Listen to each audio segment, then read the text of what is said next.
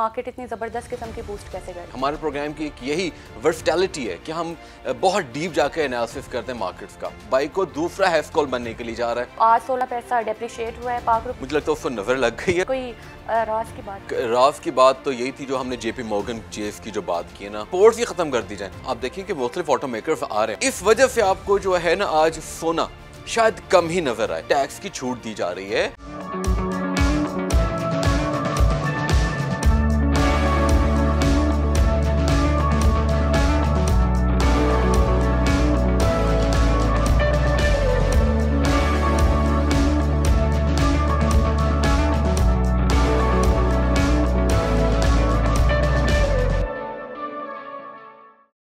अस्सलाम वालेकुम viewers, this is your host Sahar Khan and you watching business news daily. आज हम डिस्कस करेंगे पाकिस्तान स्टॉक एक्सचेंज को, वर्ल्ड स्टॉक मार्केट्स को, फॉरेक्स एंड कमोडिटीज़ को। जबकि अपने चौथे सेगमेंट स्वॉट में हम डिस्कस करने वाले हैं कि प्राइम मिनिस्टर इमरान खान की तरफ से इंपोर्ट्स को रोकने के लिए पॉलिसी बनाने के अहकामात दिए गए हैं। और हम जिक्र करेंगे कि गोल्ड जो है वो एकदम से इतना नीचे क्यों आ गया। डिस्कशन के लिए हमारे साथ मौजूद हैं हमारे स्टूडियो में हमारे economist Ehsan Iqbal. Welcome sir. Thank you. Programme का बाकायदा आगाज़ करते हैं अपने पहले सेगमेंट स्टॉक मार्केट से।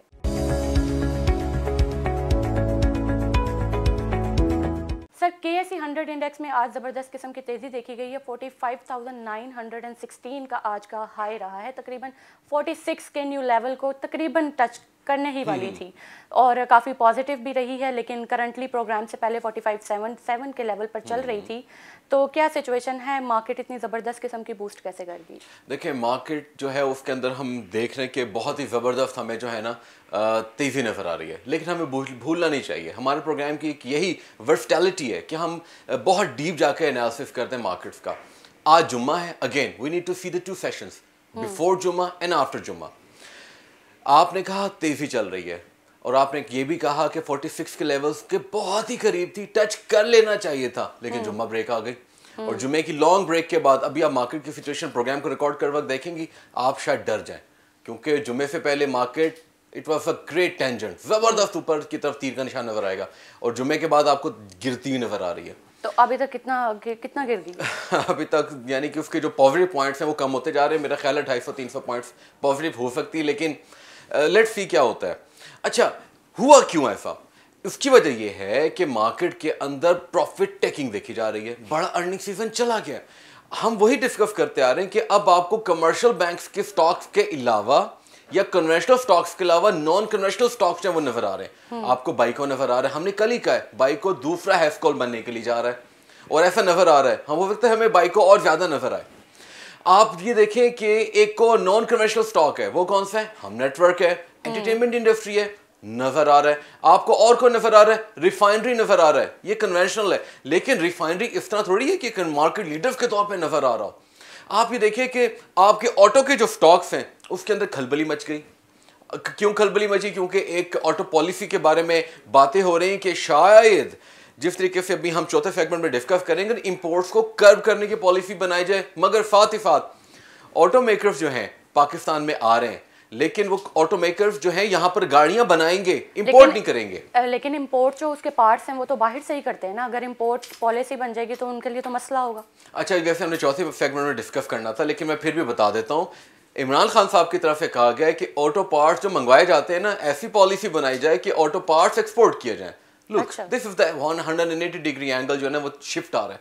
अच्छा, मार्केट के अंदर ऐसा क्यों हो रहा है? मार्केट के अंदर हमने बता दिया कि एक तो वजह ये बनी कि मार्केट के अंदर प्रॉफिट टेकिंग की जा रही है। मेरा अपना पर्सनल व्यू है कि जुम्मे की ब्रेक के दौरान अगर आप गौर करें 12 से 12:15 के दरमियान प्राइम मिनिस्टर साहब एक तकरीर में खिताब कर रहे थे और उन्होंने पता है क्या कहा?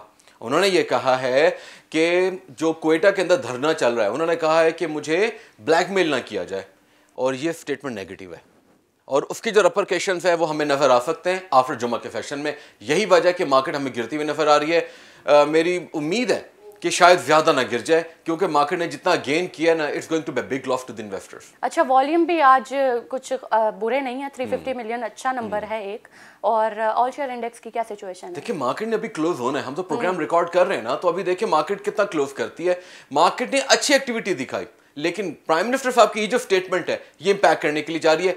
आप ये गौर करें कि धरने ने इतना इंपैक्ट नहीं किया जितना ये स्टेटमेंट इंपैक्ट किया कि जैसी 12 और 12:15 जो पाकिस्तानी स्टैंडर्ड टाइम के मुताबिक वो बात कर रहे थे, आप देखें मार्केट गिर गई जुम्मे के ब्रेक के बाद। तो ये खतरनाक स्टेटमेंट है और इसको नेगेटिव लिया जा रहा है, देखें क्या होता है। अच्छा, इंटरनेशनल मार्केट्स को डिस्कस कर लेते हैं। ओवरऑल अगर मैं बात करूं, आज के ग्लोबली इंटरनेशनल मार्केट्स जो हैं वो ज़बरदस्त किस्म की पॉजिटिव नज़र आई हमें। चाहे एशियन हो, मिडल ईस्ट हो, यूरोप हो या यूएस का कल का क्लोज हो, वो भी पॉजिटिव था। तो हमें एशिया इतनी ज़्यादा पॉजिटिव क्यों नज़र आ रही है? देखें, हमें इसको डिवाइड करते हैं हम इसको हमेशा अपने प्रोग्राम में, वो है एशिया की मेजर्स और एशिया की इमर्जिंग मार्केट्स। इमर्जिंग मार्केट्स बहुत ही स्ट्रॉन्ग नज़र आ रही हैं। वजह, जिस तरीके के साथ इंडोनेशिया ने बॉन्ड्स जो है ना वो निकाले और फाइनेंशियल मैनेजमेंट कर रही है, क्योंकि फिस्कल डेफिसिट तो सबको नजर आ रहा है ना, सबको साफ नजर आ रहा है कि फिस्कल डेफिसिट की तरफ सब जा रहे हैं। तो उन्होंने बॉन्ड्स निकाल दिए 4 से 5 अरब डॉलर के। अब ये पॉलिसी जो है ना, ये शायद साउथ ईस्ट एशिया के और ममालिक में भी नजर आए। अच्छा, जापान जो है वहां पर इतनी पॉजिटिविटी नजर आ रही है कि 30 साल के बाद इतनी अच्छी मार्केट नजर आ रही है। हांगकॉन्ग जो है वो भी आज पॉजिटिव नजर आ रही है, डिस्पाइट एशिया का जो मेजर है, चाइना की बात कर रहा हूं, आज गिर गई है। वजह वही बात है, क्योंकि एब्सोल्युटली, क्योंकि यूनाइटेड स्टेट्स की तरफ से जो उनके जो स्टॉक्स हैं, एक तो डीलिस्ट किए जा रहे हैं, दूसरा जो चिप मेकर्स हैं उनके खिलाफ एक्शन लिया जा रहा है डिफेंस सिक्योरिटी और नेशनल सिक्योरिटी के नाम पे। और उसकी वजह से क्या हो गया कि वहाँ जो चाइनीज कॉरपोरेशंस हैं जो कि उनकी स्टॉक मार्केट्स में ट्रेड होती हैं, तकरीबन 5 से 6 अरब डॉलर की उनकी वैल्यू गिर गई है।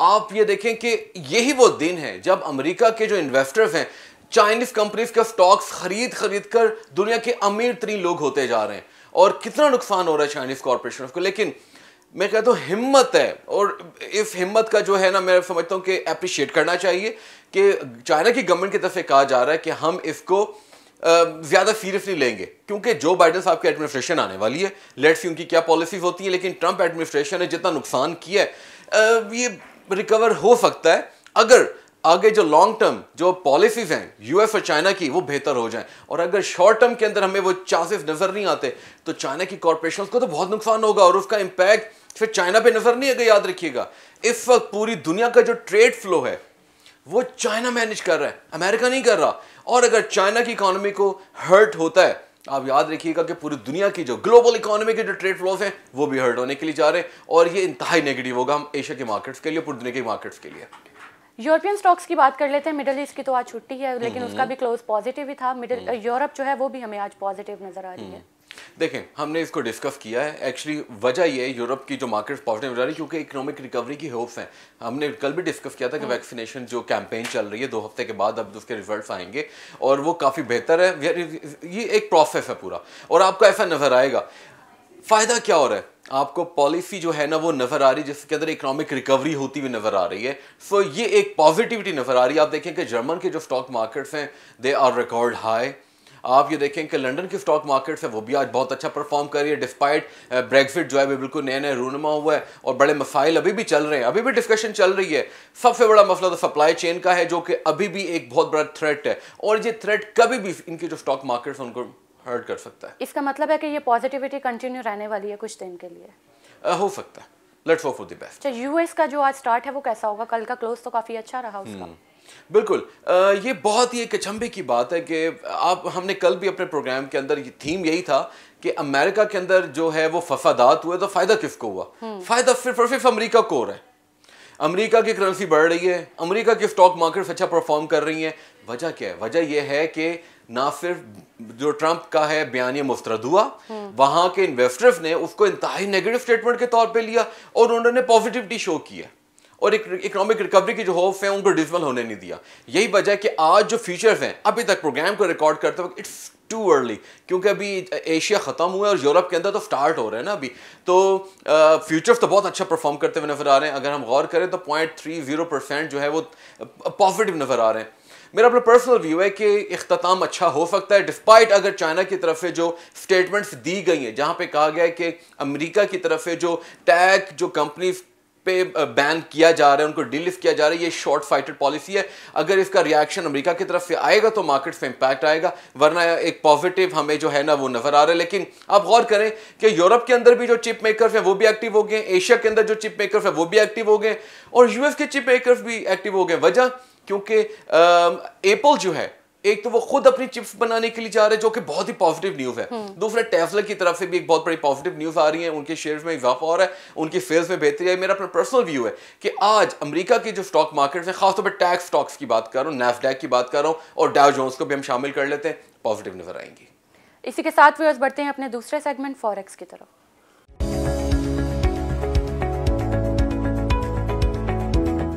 फॉरेक्स में हम डिस्कस करते हैं पाक रुपीस वर्सेस यूएस डॉलर को। आज 16 पैसा डेप्रिशिएट हुआ है, पाक रुपया डॉलर शायद अप्रिशिएट हुआ है इस वजह से। एब्सोल्युटली, इस वक्त जो हंगामा आराई हुई है ना, उसके बाद हमने वही डिस्कस किया कि डॉलर स्ट्रांग हो रहा है। यही वजह है, उसका थोड़ा सा एक नेचुरल इम्पैक्ट जो है, उसका जो इफेक्ट है वो नजर आ रहा है। और आज पाक रुपी जो है, आपने कल ही कहा था कि 30 पैसा अप्रिशिएट कर गया, मुझे लगता है उसको नजर लग गई है उसको, क्योंकि आधा गिर भी गया। मेरे कई दोस्तों ने बात की कि हाँ हम फॉरेक्स में चले जाएं। मैंने उनको कहा है कि इस वक्त इंतहाई वोलेटाइल सिचुएशन है और बिल्कुल भी फॉरेक्स को डील ना करें, खासतौर पर यूएस डॉलर को डील ना करें, इस वजह से काफी ज्यादा fluctuation, absolutely there is a lot of fluctuation, और ये 20 जनवरी तक जारी रहेगी, हमें भूलना नहीं है इसको। तो मेरे पर्सनल व्यू है कि पाक रुपी तो एक नेशनल इम्पैक्ट की वजह से आज अप्रिशिएट हुआ। अच्छा, आज डॉलर अप्रिशिएट हुआ, इसी वजह से शायद ग्रेट ब्रिटेन पाउंड और यूरो पे भी उसका इम्पैक्ट नजर आ रहा है। एब्सोल्युटली यही वजह है, और यही वजह है, और ये वजह जो है ये नजर आ सकती है, कई दिनों तक जारी रह सकती है। Let's see. इसी के साथ भी बढ़ते हैं अपने तीसरे सेगमेंट कमोडिटीज की तरफ।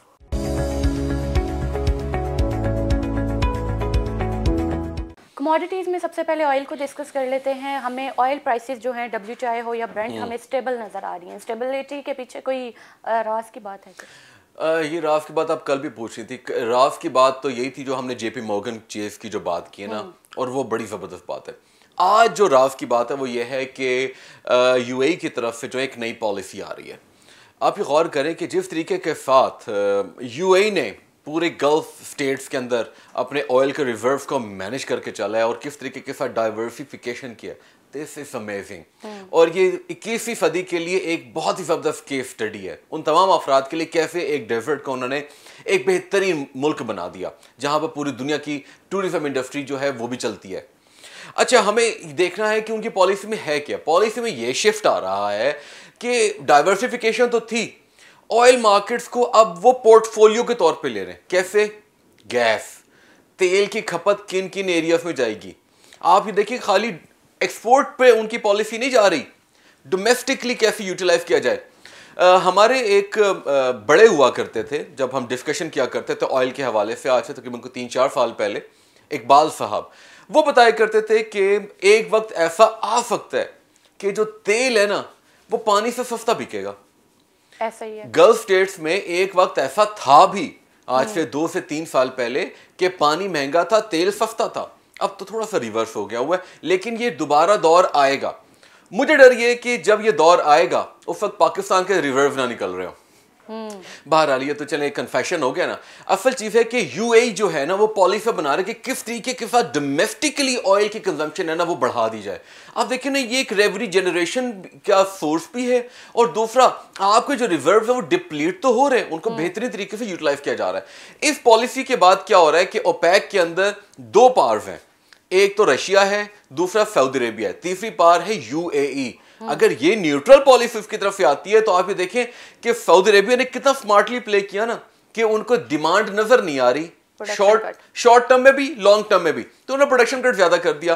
आज UAE की तरफ से बात आ गई है, इसी वजह से ऑयल की जो प्राइसेस आज मुस्तहकम नजर आ रही है। अच्छा, गोल्ड की प्राइसेस में आज जबरदस्त किस्म की कमी देखी गई है। सीधा 1900 के लेवल से 1954 से आ गया 1891 पे, फर्दर गिरने वाला है। बिल्कुल गिर रहा है। अभी प्रोग्राम को रिकॉर्ड करते वक्त अभी तो यूरोप में ट्रेडिंग स्टार्ट हुई है, अभी तो US में जाना है, कल के अखबार में देखिएगा कितना गिरेगा। मेरा अपना पर्सनल व्यू है कि जो माइक पेंस हैं, जो इस वक्त करंटली वाइस प्रेसिडेंट हैं, उन्होंने जो ट्रम्प साहब का साथ छोड़ा है ना, ये पॉजिटिव साइन है। उसके बाद US डॉलर तो स्ट्रांग होगा, इस वजह से आपको जो है ना आज सोना शायद कम ही नजर आए। लेकिन अब ये देखना पड़ेगा कि जिस तरीके के साथ कांग्रेस ने नैंसी पेलोसी ने जो एक इनिशिएटिव स्टार्ट किया कि इम्पीचमेंट कर दी जाए अगर डोनाल्ड ट्रंप सीधे नहीं होते, मेरा अपना पर्सनल व्यू है कि डॉलर स्ट्रांग रहेगा और सोना वीक रहेगा। हमने जो डिस्कशन की थी ना कल अपने इन्वेस्टर्स को, हमने कल भी कहा था कि सोना जिस लेवल पे है अगर बेचना है तो अभी बेच दें, है ना, तो वो बात सच्ची साबित होती हुई नजर आई आज। और अच्छा वो आपने नहीं लिया मैंने तो बेचने का कहा था शॉर्ट टर्म इन्वेस्टर्स को। हाँ गुड, मैं कह रहा हूँ आपने नहीं लिया, आपके पैसे बचे। मैं कहना ही चाह रहा हूँ कि अभी आप बेरिश है, गोल्ड की मार्केट बेरिश है। हाँ, जब स्टिमुलस की होप्स आएंगे ना दोबारा कि स्टिमुलस के पैसे निकलना स्टार्ट हो जाएंगे, डॉलर और प्रिंट होगा, तब देखिएगा सोना ऊपर जाएगा। तो लेना है तो अभी ना लें, 20 जनवरी तक वेट कर लें। 20 जनवरी के बाद आप सिचुएशन देखें कि जो बाइडेन अपनी स्पीच में क्या कहते हैं। वो स्पीच बहुत इंपॉर्टेंट होगी, पूरी दुनिया की इकोनॉमी को और कमोडिटीज को वो डील करेगी, उसको इंपैक्ट करेगी। तो उस वक्त स्पीच जरूर सुनिएगा, और अगर आपको निशानदेह नजर आए फौरन सोना खरीदिएगा और फिर प्रोग्राम में आइएगा। इसी के साथ व्यूअर्स बढ़ते हैं अपने चौथे सेगमेंट स्वॉट की तरफ।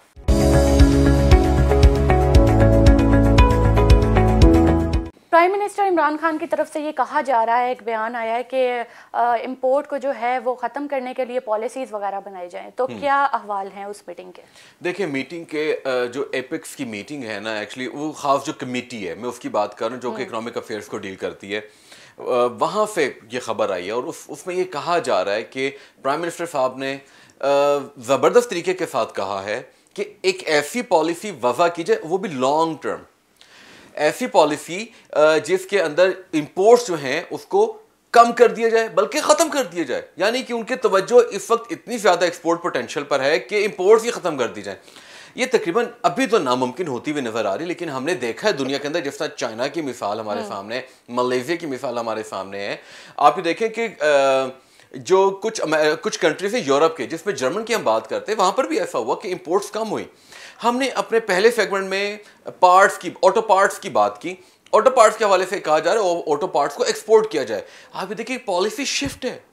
पाकिस्तान अपनी गाड़ियां जिस तरीके से बना रहा है, ये it's going to be a big threat जो हमारे लोकल ऑटोमेकर्स हैं, कि आप पार्ट्स इंपोर्ट करते हैं। जब आपकी लोकलाइजेशन की पॉलिसी आ जाएगी तो आपके पार्ट्स यहाँ पर बनेंगे आपकी जबरदस्त तरीके के साथ। आप देखिए कि कितना रेवेन्यू, आपके देखिए कितना डॉलर जो हमारा फॉरेन एक्सचेंज के तौर पर है, रिजर्व है, वो बच जाएगा। वो तो बचेगा, लेकिन एकदम से सडन ऐसा पॉसिबल तो नहीं है कि इंपोर्ट बिल्कुल ख़त्म कर दी जाए। कम की जा सकती हैं, क्योंकि हमारे अगर ऑटो पार्ट की खाली बात की जाए तो वहाँ से इंपोर्ट करते हैं, यहाँ सिर्फ असम्बल होती हैं चीज़ें। तो एकदम से कैसे बनाना शुरू कर देंगे? या पाकिस्तान का कोई अपना यूनिट उन्होंने छुपा के रखा हुआ जो एकदम से फौरन खोल दें? नहीं, देखें, यूनिट नहीं, हमारे पास गाड़ियां तो बन रही हैं ना। आप देखें कि मुख्तलिफ ऑटोमेकर्स आ रहे हैं। वजह यही है कि उनको इन्वाइट किया जा रहा है, उनको इतने मराहत दी जा रही, ग्रीन फील्ड्स के तौर पर उनको बुलाया जा रहा है, टैक्स की छूट दी जा रही है। आप ये देखिए कि कोई छोटी बात नहीं है। आप देखिए, जब वो यहाँ बनाएंगे, इससे एम्प्लॉयमेंट को फायदा होगा, इसमें टेक्नोलॉजी का ट्रांसफर भी होगा। अच्छा, यहाँ पर एक दो बातें ऐसी हैं जो कि मैं समझता हूँ कि इस सेगमेंट में अभी डिस्कस करना जरूरी नहीं है, वो हम इंशाल्लाह आगे आने वाले प्रोग्राम्स में करेंगे। हम आ जाते हैं उस मीटिंग में। अच्छा, एक्सपोर्ट पोटेंशियल की बात की गई। एक्सपोर्ट पोटेंशियल के लिए मैपिंग की जा रही है। अच्छा, मैपिंग क्या होती है? ये हमारी कॉर्पोरेट टर्म है। उसमें होता है कि आप उन एरियाज को चुनते हैं और उन एरियाज के अंदर एक खास सर्कल के तौर पर देखते हैं कि पोटेंशियल कितना है। मीटिंग के दौरान कहा गया है कि पाकिस्तान का जो इस वक्त करंटली एक्सपोर्ट्स हैं, ये डबल होने जा रही हैं। इतना पोटेंशियल है। यानी कि वो कहते हैं कि हम 31 अरब डॉलर ज्यादा एक्सपोर्ट कर सकते हैं जो इस वक्त हमारी एक्सपोर्ट्स हैं। कैसे?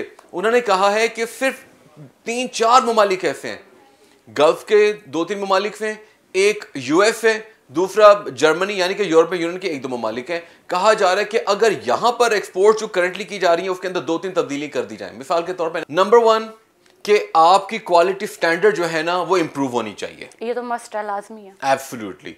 दूसरा क्या है कि आपने की परफॉर्मेंस इंडिकेटर्स बनाने जो आपको इंडिकेट करेंगे कि हाँ, ये एरियाज जो है प्रॉस्पर होते हुए नजर आ रहे हैं। Number 3 is actually the training.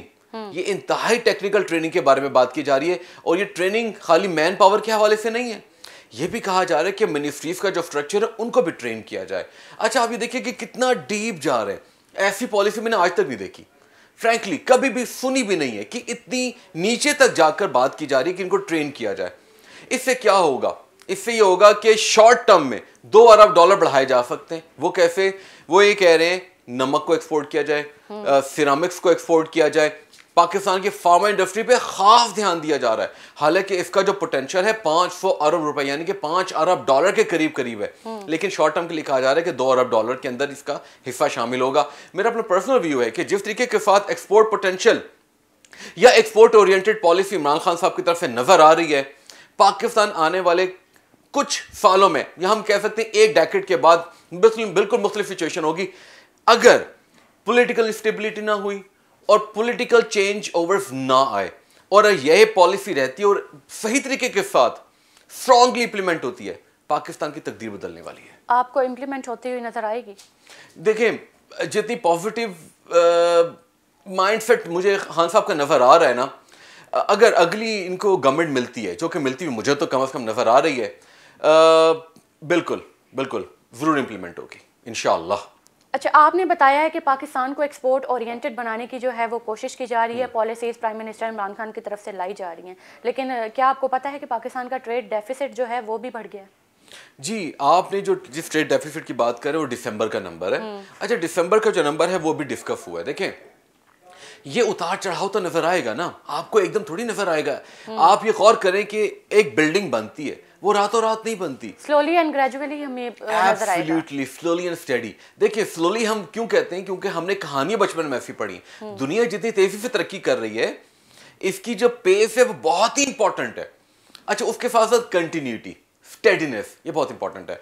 अच्छा, दिसंबर में हुआ क्या? दिसंबर में ये हुआ, हमारी जो इंपोर्ट्स हैं उसमें तकरीबन 25% इजाफा हुआ और हमारी जो एक्सपोर्ट्स में उसमें सिर्फ 18% इजाफा हुआ। ईयर ऑन ईयर की बात कर रहा हूं मैं, ठीक है। उसकी वजह से आपका जो डेफिसिट है वो तकरीबन 30% बढ़ गया। ज्यादा है, नहीं होना चाहिए था, लेकिन बात क्या है कि एकदम आपको ये पॉलिसी तो भी बन रही है, लेकिन आपको माइंडसेट तो नजर आ रहा है ना कि एक्सपोर्ट्स बढ़ाओ। आपको मैंने बताया था कि किस तरीके के साथ जो एप्टमा, जो कि टेक्सटाइल मैन्युफैक्चरर्स की एसोसिएशन है, उन्होंने थैंक्स किया, एप्रिशिएट किया खान साहब के इकदामात को, फाइनेंस मिनिस्ट्री के इकदामात को, कि किस तरीके के साथ इकदाम किए जा रहे हैं कि उनकी एक्सपोर्ट्स में 18% इजाफा हो गया, यानी कि $2 अरब तो आप समझ लें कि इस साल हमारी एक्सपोर्ट्स इंशाल्लाह बढ़ी जाएंगी। तो ये आहिस्ता आहिस्ता होगा। मेरा अपना पर्सनल व्यू है, जिस तरीके के साथ करंट अकाउंट सरप्लस नजर आ रहे हैं और इंशाल्लाह दिसंबर में भी नजर आ रहा है, इंशाल्लाह ये नजर आ रहा है, बहुत जल्द हम ट्रेड सरप्लस देखने जा रहे हैं। चलें, ये हमें जो डाटा दिसंबर का शो हुआ है ट्रेड डेफिसिट का, वो बढ़ तो गया, लेकिन हमारी ट्रेड में भी तो इजाफा हुआ है ना 18%। जी, हमारी एक्सपोर्ट्स में तो 18% इजाफा हुआ है, ये बहुत ही खुशाइंद बात है और I wish good luck to Pakistan और पाकिस्तान के एक्सपोर्टर्स और इनके इन्वेस्टर्स को गुड लक।